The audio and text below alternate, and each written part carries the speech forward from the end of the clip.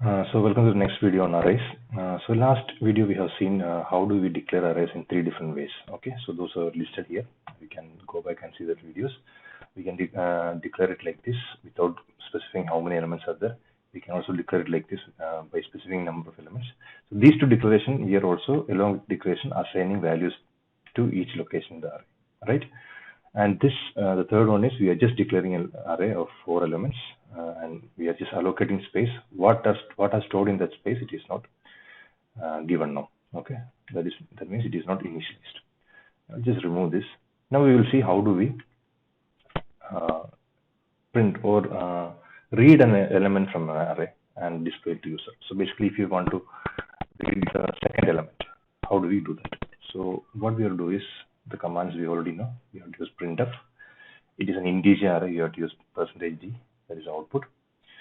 Then you have to give which array is the data from. Okay, so it's array 1. Which data you want to input? Let's say I want to input this 30, output this 30. So that is 0th element is 20, first element is 30. So I have to give index here, right? So if I just run this, what will happen? So I got the 30 because the index is 1. The first index 1, the element with index 1 is the second element. So this is element with index 0. So if I want to list all the values, I can do this. I just copy this into 4 times.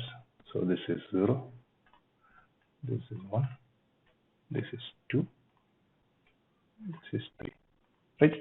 So I am repeating this line 4 times, so that I can print my 4 elements.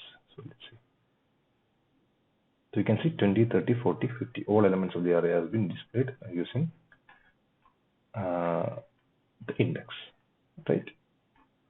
So if I give a small bracket here, just for so that you feel that okay, it's a part of an array, right? So this is one way of giving the array input. Now, since you have observed here, it is the same line that we have been repeating here. Only thing is, so if I remove this and remove this, the lines are the same, one and the same. So that means if you want to run a set of code multiple times, what you can use is a loop. Okay, so I will try to use a while loop here. So for a loop means I need an I. So I'll start with 0. You will see why I'm starting with 0. While I is less than or equal to 0, 1, 2, 3, 3, because I have 4 elements, right? So I can use printf. I just copy this.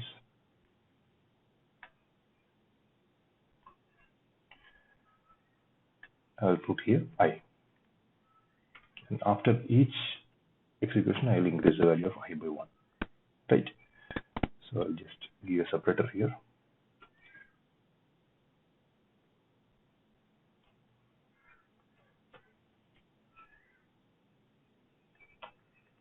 From loop,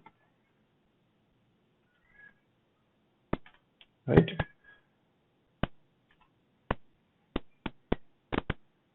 Okay, so this is the first output without the loop. This is the second output with the loop. Okay, so let's say imagine you have an array of 100 elements.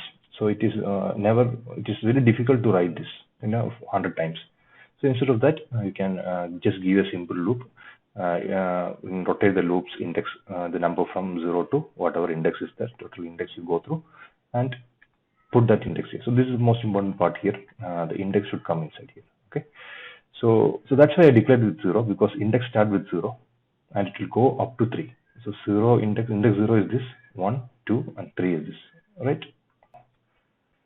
So now we have seen methods of displaying elements of an array in 2 methods.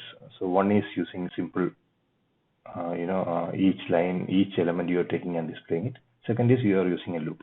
Always when you are using array, try to use loop. So that is where array helps. So if this was not, this operation was, if you're not using array, means you have to declare 4 variables, 4 integers, store each value, and you have to do this 4 times with different values. Okay, so arrays save you that time. So we will see in the next video how do we put data into an array, right? Okay.